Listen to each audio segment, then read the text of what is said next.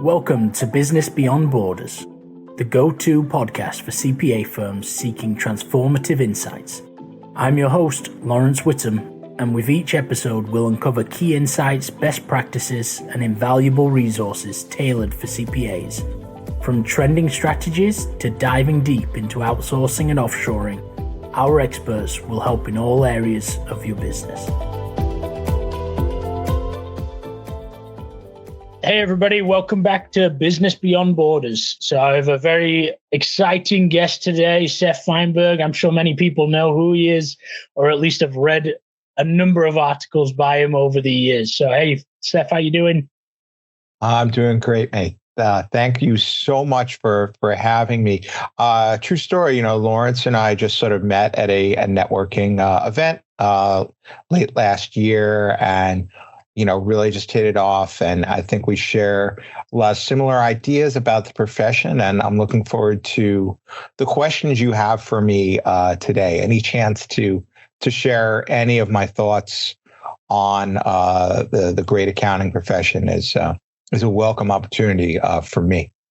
Yeah, no, greatly appreciated, Seth. And yeah, to give everyone a rough idea today. So we'll go into, again, a bit of a background about Seth for those that don't know, but also again, what's his view on the accounting profession, how we sit. Obviously, he talks to a lot of accountants. He talks to a lot of leaders in the profession. So he's able to sort of bring everything together a little bit and give his own opinion on it as well.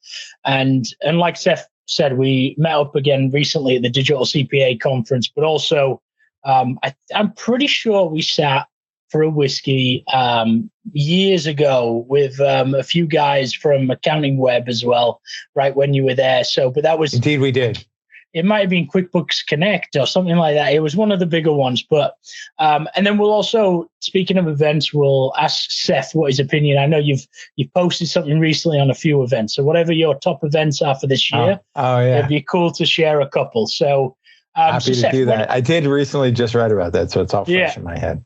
So why don't you give a bit of a background, because you're in a new role yourself, right? So tell everybody a bit about Accountants Forward. And I love how you sort of put it that although it's Accountants Forward, it's a business about you at the end of the day, right? Yeah, so I needed to come up with, I thought, a snappy name.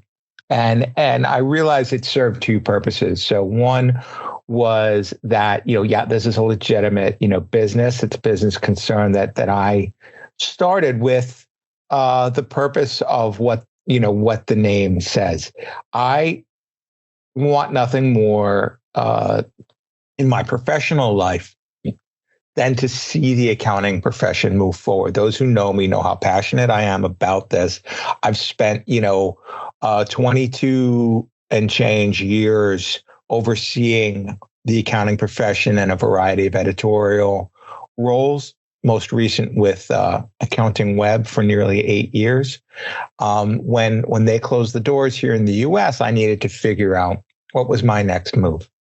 And I had enough firms and people that I know and trust in the vendor community, in just thought leadership, whatever you want to call it, people that I know and trust, pretty much all indicated that they really wanted me to kind of stay around as this independent voice in the profession. But I needed to figure out how to make a business out of that. So it took me a good year or so to really kind of get rolling with it. I feel like it's starting to click. People are starting to talk to me, reach out to me independently. So the whole purpose is really to see a better connection between the vendor community that is looking to sell to or through accountants or accounting professionals, and also just to see them have a better connection likewise with the vendors that are looking to serve them, and also to try to give them a voice too. Look, content is what I know. This is all kind of a quasi marketing type of role, but with the eye towards really seeing the profession move forward. Now, I also, obviously I do a fair bit of public speaking. I am on the board advisory committees for a couple of new live events that are out there, which we'll get to. And, it's all part of this business of me, as you said. So it's really, I could maybe see hiring a little bit here or there, or getting some assistance as things continue to grow. But by and large, people are engaging with me for me, my thoughts, my opinions, my views, and I don't necessarily want to take a front face to anything. I'm happy to work behind the scenes to help businesses. And organically, I've had some accounting firms reach out, accounting firm leaders reach out to me and say, hey, look, this content thing, there's something to it. And, we're doing, this, that, and the other, but we really don't know very much, admittedly, what we're doing and how things could be, or how things could be better. And some of them just want to organize, their approach. So I'm happy to sit in their corner too, because accountants, their first job is their clients, right? Yep. It's to serve the business community, serve individuals to the best of their ability. And, writing and putting content out there is not.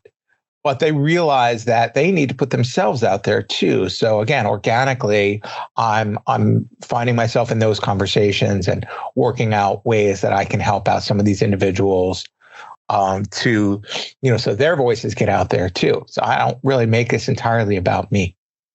Yeah, now with obviously that's the focus of you and Accountants Forward, and obviously you've got your ear to the ground all the time. You're producing content really across the profession, right? In different areas, looking at technology, looking at the staffing side of things, looking at problems coming up now, and obviously I'm focusing a little bit more on that staffing element now. So when we talk about that, like. And you've been in the industry now for 20 plus years. Like you've seen the development over the years, like how it's transitioned. What do you see where we are today compared to where we were 5-10 years ago for the profession, just from how firms act? And would love to get your opinion on that side of things. Well, I think the obvious thing is from a staffing point of view, I think that there is sort of a ripple effect going on that was really felt most from the pandemic itself. But I think there was some of the rumblings had started before that.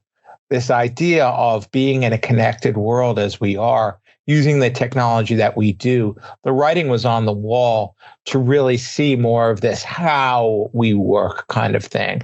And then, people knowing that you can work in a variety of ways, the idea of being physically in an office or at a client didn't necessarily mean that's how work is going to get done. Yeah. Because clearly with technology, the professional is still the professional. They don't necessarily need that full-time, role. And once, 2020 hit and continued for some firms, didn't start even having people back to the office for a good 3 years or more. And even that starts to look different. So the ripple effect that had was on, well, we saw it across every business sector. People saw it as, the quiet quitting, the great quit, and all, all of that. It hit the accounting profession too, because they were, really on the front lines dealing with the IRS, dealing with all the changes coming out of the government, dealing with, literally businesses that were on life support. And it was up to, they were running triage in a financial sense that, they were trying to keep some of these businesses alive. These are their clients. This is their livelihoods. And it was the accountants that were trying to do this. So it really had this somewhat adverse effect, I think, emotionally, physically, and everyone kind of really starting to adjust their values of what they value most. And again, it's not just in the accounting profession too, but in the accounting profession, how the work was done is changing, and they're demanding that it change. They're demanding more of their own time. So this idea of life-work balance, which is what I'm calling it, I've heard it called that before. I want it to be a thing because, Lawrence, what does it do? It puts life first. It's not work-life balance because then you're putting work first. Yeah. It's not, and again, this isn't about slacking off. This isn't about doing a less of a job. Quite the opposite. It's just showing where your values are and what your priorities are. And it also is going to help you to be a better professional. So my long way around to this with staffing is that unless firms are able to truly offer that, like, look, flexibility with how you work and how you live, as long as work is getting done and that you're getting paid, fair and equitable. And that's a whole other thing, my friend. Yeah. The salaries and starting salaries in the accounting profession really have not kept up with the times. They haven't kept up with just the reality of business and the level of talent, coming in, the level of education that you have to get, forget. And then, then if you're going to go for your CPA itself, you can't have someone, coming into the profession and not having it be, still having it be this, just really not being compensated for, for your level of skills, even at the junior level. I think that, starting salaries need to be, more fair and equitable. And it just has to be, attractive. Otherwise, look, a lot of what's going on, you see the statistics coming out of the ICPA and elsewhere that, folks are not going into public practice. They're choosing to, maybe, start up businesses or go into, part of finance teams. And even there, that needs to be, fair and equitable as well. And so we're having this issue now of less people to do the work. Now, I get that that's been a trend for some time, is that, with technology, you don't have to necessarily bill by the hour anymore. You don't have to, and that prevents you from having to do volume work. You can do value work instead of volume. So you don't need as many clients. But at the end of the day, the work still has to get done. And it's still a very glaring factor that, that you don't have that that life work balance. You don't have the fair and equitable. And then here's a third thing that I'm railing about: diversity. It's a topic that a lot of folks don't want to talk about because it either makes them uncomfortable or they don't feel like they have much of a say or can say much on the topic. Bottom line is everyone has a say in employing staff and working with companies as well that are, reflect the world that we're in. It's not a white male world, and it has not been in quite some time. And the accounting profession, when I first started, you had mentioned this, one of the biggest issues was that there was only, and this was about 20 plus years ago, you had at the firm leadership level, you had maybe 2% that were female. 2%. Wow. That has clearly changed. Yeah. And now people of color, about the same 2% in firm leadership. To me, that's sad. It's like, what? We're in 2024 here, my friend. Yeah. Hire people on their level of talent and what they can bring to your clients and to a client base. That's it. And it is a combination, right? It's a combination of quite a lot of things, quite a lot of major factors. So I know really that was a nebulous answer, but there's a lot of factors to just the staffing issue. It's not just one thing. The 150 hours thing for CPAs to get your CPA, sure. I could see it as a deterrent for some, and some would even argue, and I agree, that there is, some, it's not as inclusive to, Black and Latino professionals statistically. Yeah. Tends to not really favor, that group of individuals. And that's not right. I mean, we see it in our education system too. And again, this is not necessarily an easy answer, but it has to start with making real committed decisions at the firm leadership level. And then the whole partner path thing and partner hours. And again, this is just, more relevant to the CPA world, which has historically had this partner path thing. And a lot of folks, this whole or career path, even it's like, well, I get out, I'm a young, junior accountant, getting my CPA, or maybe I got my CPA, and you're expected to work 60, 80 hours, weekends, whatever, and do audits and, grunt work, the grunt work. Yeah. You're on the front lines, doing the grunt work. And maybe in 10 years, you'll make partner, depending on your billable hours. That's not fun. Yeah. Flat out. Just going to be blunt about it. It's just not a career that necessarily people want, just because, well, this is how it is. This is how it's always been. It's time for how it's always been to change. It's past time, my friend. Past time for the way it is to change. And I think it has to start at the leadership level. Yeah. Yeah. And becoming, again, more comfortable with those uncomfortable topics, right? At the end of the day. And that's part of the reason for creating. Living in the uncomfortable. Yeah, living there for a bit. Yeah. Yeah. And it has to start from the leaders realistically in the first. And I hear, people will say, okay, it starts at the AICPA. It starts.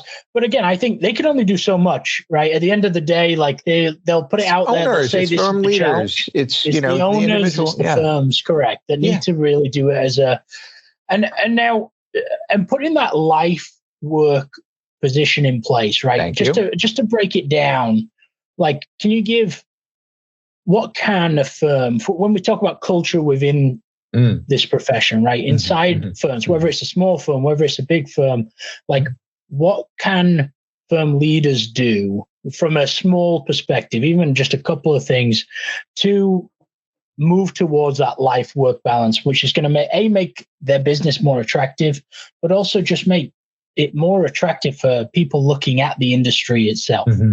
What are a couple of like actionable steps? I've seen a lot of small things,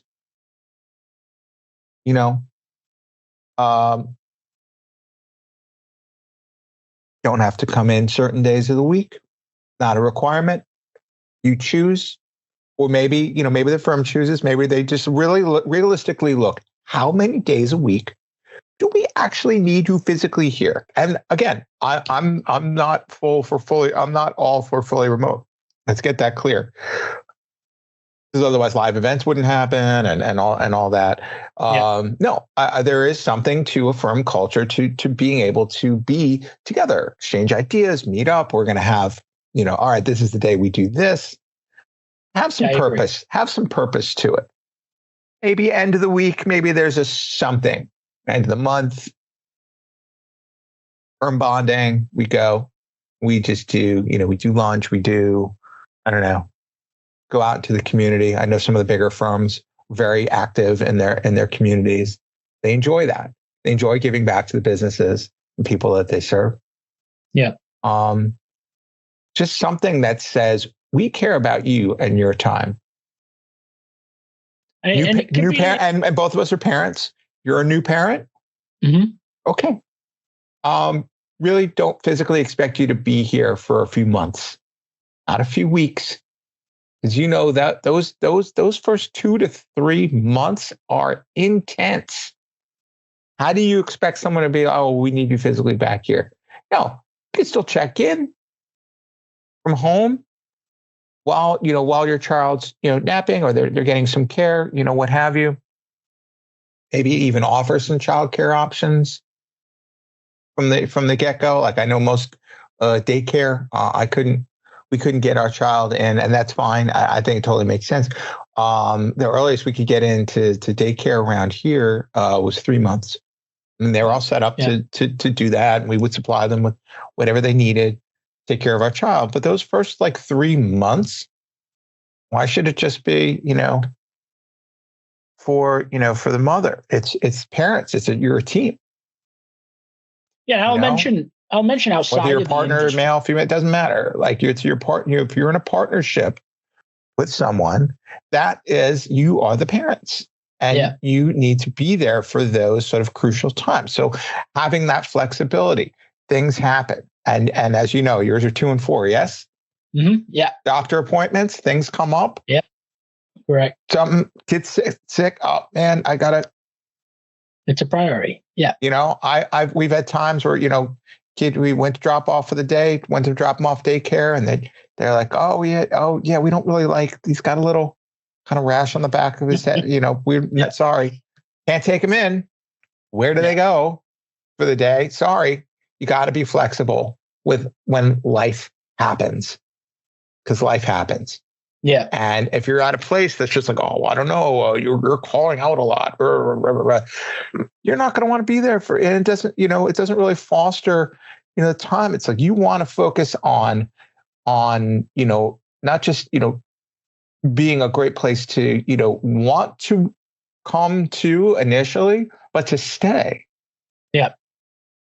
Yeah, and I think that one of the things to think about from that perspective is if you look outside of the profession, right? I mean, I have friends that, again, they had a kid and it was both the maternity leave and paternity leave. I think their husband works for a tech company. He was out for three months, I think they got. That's that kind of crucial time, man. You remember, this wasn't too long ago for you. And for anyone, that's just one thing. I'm not saying, but it's a good example of how life happens and things that in your life that have to just take a little more priority than work. I would still say during some of that time, it's like, look, we just want you to check in, log into the workflow system, the practice management system, something, just especially if you're a manager yourself. You're just expected to check in with your team. I get that. But it doesn't require you, to be present, for, hours and hours at a time. That's a firm that values life first. Yeah.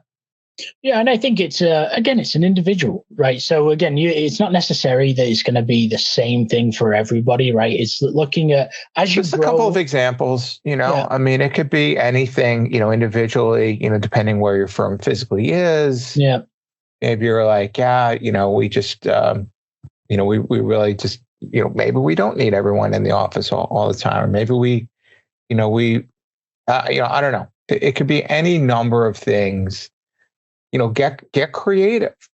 Yeah. Once you start seeing your staff as the people and individuals that they are, and meeting them where they're at, they'll feel like they're a part of something. They'll want to, to put in the time and the effort.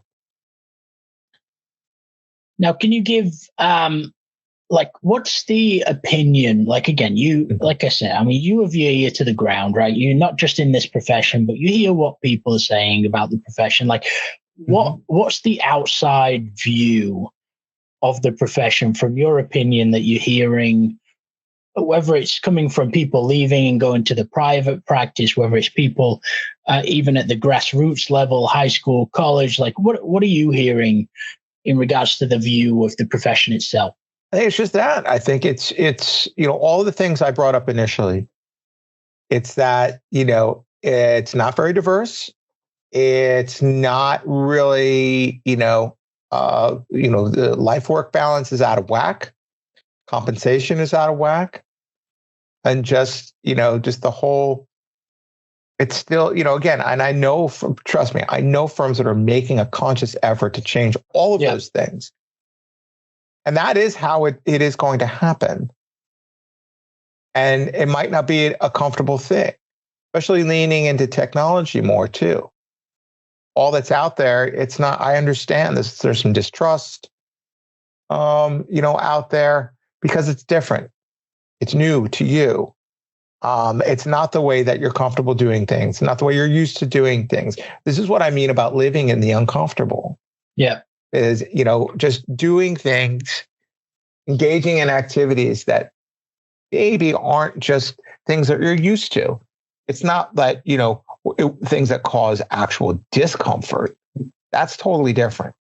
I'm talking about things that are just not in that zone of, all right, this feels like what I'm used to. Yeah. That's what I hear from the outside. And, and then specifically the tax focus folks, I get it. I get the frustrations with the IRS, which is a totally underfunded body of the government and has been for so long, way behind on technology and processes, way behind on, their own staffing needs. And as long as they continue to oversee the collection of taxes and enforcing of tax laws, as long as they're that, play that role, there's individuals that have to deal with them, just like you do, with anything. And they're just getting too tied to that part of the business, has really, caused a lot of burnout. And so folks have either had to really, really reimagine their role as an accountant, without having to do that too much, if at all, or they're just, as you said, they're just dipping out. They're done. Yeah, it's been too much. They're going into other areas of work. Yeah, and I appreciate you covering this again, a fun topic. And listen, I mean, it's a very real topic that needs to, again, it's uncomfortable, it's real. People need to think about it and listen to it and act on it now, right? And really look towards, okay, what can we do differently at the end of the day? So, and then just lightening the mood a little bit, right? Can you, let's look towards, okay, this year, where people can learn cover some of these areas as well. Because at the end of the day, people are also feeding them advice at different events around the country, right? Now, what are some of the top picks that you think that firm leaders should be going to get a grasp of these type of challenges and not just hear about the problems that, again, are being covered a lot in the media for sure, but now listen to some solutions as well. Yeah. Like you shared. Things tend to get, they can turn into a bit of an echo chamber. Yeah. So, you want to be wary of things that are just going to be the same old, and you're just going to hear what you want to hear reflected back at you, or you're going to hear someone else's agenda reflected back at you. That's not going to affect any real change. Yeah. But if you're just going for some networking and CPE, go where your people are, first and foremost. But should you want to do something different, break out of the ordinary, hear maybe some other ideas. And again, these live events are very much about your community, connecting with others that you might not have, listening to them, as well as the folks who are put up on the stage, and even in the vendor areas too. So the few events that I know of, let me point out the new ones. I'm not necessarily saying better or worse, but new on the scene, offering some different ideas. Out of the gate, I'm going to go with Accounting Today's Firm Growth Forum. A little biased there, I'm going to admit. I am on the advisory committee for that event. I'm not the only one. We have a pretty balanced committee of other practitioners and people who are recognizable in the accounting space. I think that's in California this year, right? It is. Right? It's second year. It's in San Diego, different location. It's another resort out in San Diego. That's going to be in May. Let me just solidify the dates for you all who are listening in at home. But I believe it is the 21st. It's 2 solid days of. It's interesting that they structured it this way. Usually, you don't see this.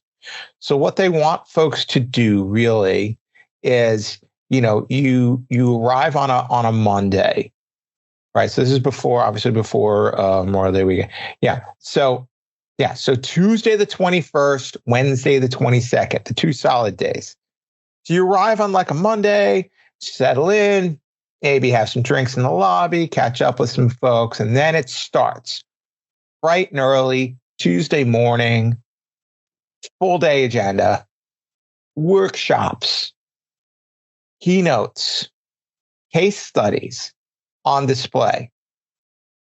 And then your breakout tracks, plenty of networking, 2 solid days. And at the end of the 2 days, sundown on the 22nd, big party. And then, should you choose to stay for that. And then everyone kind of can take off the next morning. So that's one. And Firm Growth Forum is really, it's not for everybody. It's not going to be for every firm owner out there. But for anyone who tends to be, growth minded. Not all firms are. That's not as important for them. But if you're looking to grow in some way, say you've added a CAS practice, or you're looking to, and you want to hear from some others, find out, tips, tricks, get a roadmap, get a plan together. Great opportunity to do that. Or if you're looking to, add some staff, maybe merge in, maybe you're looking to buy, you're looking to grow through M&A or succession in some way, look at some succession plan. All that is growth. This is the show for you. It was only 1 year, but the folks that I'm seeing that are going and went last year, more mid to larger firms, 20 and up staff, I should say. Not that some smallers aren't there, but that's who it tends to attract. Okay, cool. Second, and this one's pretty great. It was a bit of a grassroots effort last year. The folks who were on Twitter later became X, but they didn't change their moniker. Bunch of tax professionals decided we need, after the 3+ years that we had, we need a break. We need each other. We are going to form an event. So last year in Denver, a bunch of tax professionals, CPAs, and enrolled agents got together under the moniker of Tax Twitter. They all follow each other. They all talk to each other on Twitter X, and they put an event together. And they got some sponsorship, and it was just all networking and talking about tax code changes and their own practices. So it's going into its second year. That's going to be in Chicago. I'm not sure exactly where, but that's going to be, I believe, the 18th to the 20th of July. And that is going to roll into another event that I'm pushing hard for, is Bridging the Gap. That is brought to you by the folks at Trimerit Group. Those who follow the Unique CPA podcast, started by Randy Crabtree, CPA. Yep. And he's the co-founder of Trimerit Group as well. Last year's event really tended to attract more forward-minded, mostly small and mid-sized firms who were wanting to be challenged and wanting to hear and see about new technology and new ways of working, just as we were talking about earlier, Lawrence. These are the folks that want to know what to do to be more inclusive, to have more life-work balance. There was a session there that really stood out in my mind about a woman, a tax professional, got up there and spoke very bluntly and forwardly about how she and her husband took a vacation in the middle of March, right in the middle of tax season. And, shock, horror, right? How do you do that? And she runs a small firm. She did that, and she explained how. Walked everyone through the process. This is how you do that. We just made a commitment to do it. Talk about living in the uncomfortable. Not a very comfortable thing to think about doing, but once you do it and you come back, it was like 4 days, and you're refreshed and you're ready, and you've communicated all this with your clients. That kind of thing that puts the individual and individuals in your firm first. And it was just a very free and open kind of event where, people felt safe to kind of talk about any of these things, laugh, cry, what have you, about what they could be doing better. And definitely folks showed up at this event who were like, yeah, I am thinking of just shutting it all down at the end of this year. Somebody talked me out of it, kind of frame of mind. So if you find yourself like that's you, or you want to hear from these folks, definitely show up Bridging the Gap. That's also going to be at it's not quite Chicago. It's at the it's in Rosemont, which is kind of where O'Hare is. Really nice hotel out there, the Lowe's Hotel. It's plenty of things to say and do around there.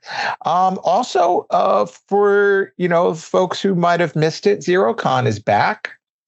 For the zeros in the world, or the folks who may be thinking about, hey, I really have known about this platform for a while. I don't really use it. A couple of my clients do. I'd like to know more. I'd like to know more about their partners that they have.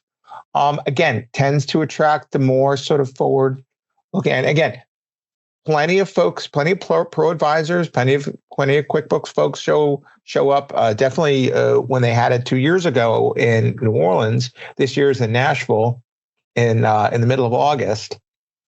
They were like, yeah, I want to see what Xero is all about. Yeah. So again, vendor focused event, but some familiar partners that go, meeting some of the technology companies and firms that you might know, and you'll hear from Xero ambassadors and other firms who might be very more well versed in the platform and what it can do for you and your clients. Yeah, and I can vouch. I went to ZeroCon a few years ago, a very fun event pre-COVID. I went, it might have even been in Tennessee. But it was very good event. I enjoyed it a lot. So, and these other ones are definitely newer on the radar, right? In the past 2-3 years, they've really come up. So again, and I'm pushing really the boundaries of, okay, a bit more uncomfortable for some, right, in that sense, but talking about these issues, talking about what we can do differently, right, to keep growing and moving the profession along. Yeah, and a little bit different. And one more I want to just mention, just on a personal level, because I know him and have known him for so long. Those who know Hector Garcia, he's pretty well known, figure, thought leader, what have you. Put any title you want on him. A lot of people know Hector, and he's been deep in the QuickBooks world for a while. He actually has launched his own event called RAIM, I think, 2024 Individual Conversations for Accountants. And that is going to be in October on the 23rd to the 26th in Fort Lauderdale. And I think that is fantastic because I know Hector is very, very, like myself, Hector is very passionate about this profession. And Reframe. Reframe is, kind of similar to kind of, the goals of Bridging the Gap, but it's thinking about yourself as a professional, an accounting professional, and, truly helping to rebrand it. Because that's really what's needed, man. It's you asked the question earlier about, just this impression that people have about accountants, even other accounting professionals, what they do, how they do things.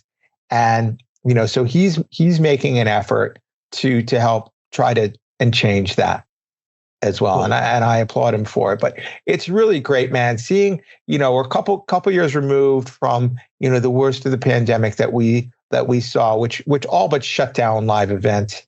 Yeah. And a lot of folks over the years, and having been to so many over the 20 plus years I've been doing this, it was a shame to just kind of see the same old getting, again, and there's some other great events out there that I encourage people to continue to just find your people, go to where, you're also comfortable going and you get the most value from. If you know that you want to go to a Scaling New Heights or an Engage or QuickBooks Connect or, any number of vendor events that are out there throughout the year, because your people are there, go.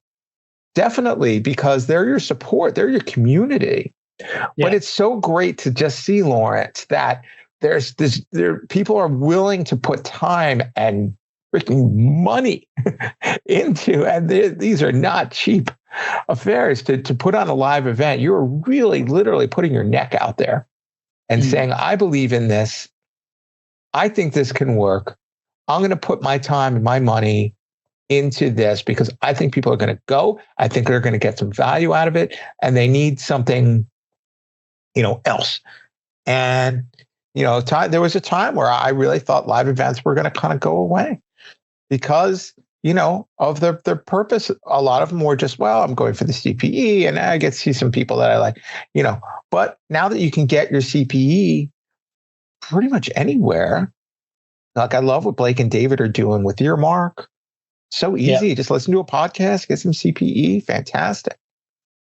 You've been able to, webinars, for years, but you don't get that human element, that human interaction that we all need. And that's the thing that's really going to move this profession forward, which, as you know, that's what I'm all about. Yeah. Yeah. No, I'm very passionate, which is awesome. And again, really happy to have you on, Seth. I think that, again, coming full circle around like the event side of things as well. And I think it was at Bridging the Gap. They did a special deal or something for high school students and stuff like that as well. But yes, that's happening this year. People who are wanting to come, high school, college, people wanting to come into the profession, definitely discounts for them. Highly encouraged to get the new blood, potential new blood, who want to really see what this profession's all about, see what accounting professionals are truly like. Yeah, behind closed doors. And but yeah, I mean, firm leaders bring interns to these events, bring team members, younger team members, your junior members. They have to know. And I know all the ones that I mentioned, from Growth Forum, Bridging the Gap, all the rest. Same. Leadership should go because ultimately you're making those decisions, but bring some staff too. Yeah. No, agree. If you can. So, no, super appreciate it, Seth. Thank you for joining me. And is there anything that you want to say? Just maybe give you details where people can find you as well, just so that, just to wrap it up now. Certainly. Well, everyone can always find me, and I have to, thank the folks that really helped me out at the start. My buddy Rory Henry and the folks at Arrowroot. They, really kind of saw something in me and helped me get my domain, which is where you can find me, SethFineberg.com. You can also type in accountantsforward.com as well. Sorry, Arrowroot family offices are there. They're out in Irvine. Yeah, exactly. Real difficult. I've got a weekly newsletter. It's free. If you don't mind me clogging up your inbox once a week, please do sign up. Also, you might, start to get it if you get the CPA trend lines communiques. You'll probably see me there as well through a new relationship that I have. Cool. With CPA Trendlines. So you'll get the Fineberg Review. That's my newsletter. And then, of course, you can look me up on LinkedIn, Twitter. I am at B2B Seth. You can chat a little bit there. I usually just share some daily musings and thoughts and things like that about not just accounting, but music and food and beer. So you're a normal so you've got a different life as well, Seth. Like, indeed, outside of accountants, not that no accountants will have a different life outside of their accounting. So I wrote a whole article about that, about how you need to find your other, but we would need a whole other hour to talk about that. Yeah. So, but no, I really appreciate it, Seth, and thank you for everyone joining Business Beyond Borders, and we look forward to seeing you on the next episode. And again, you mentioned Rory. I'm pretty sure Rory's on one of the future episodes, if not the one following this. So he has always a lot to say. Definitely bringing financial planning and the family office to the CPA profession. It's another great way for them to grow. Yep, agreed. Thanks, Seth. Appreciate it. Talk to you later.